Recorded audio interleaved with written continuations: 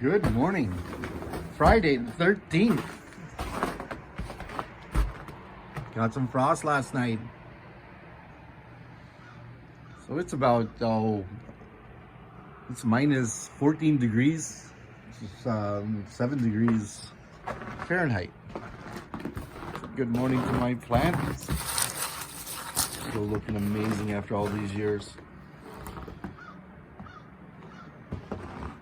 Here's a look around here. Look at the frost everywhere, if you can see it.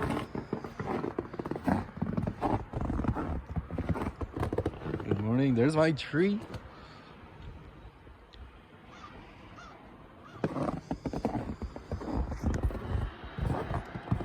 you go.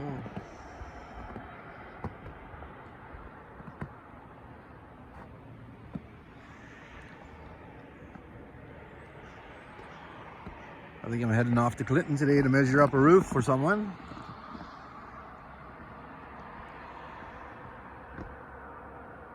And then I'll be off to the gym. Look at that. Well, I hope you all have a great day. Cheers.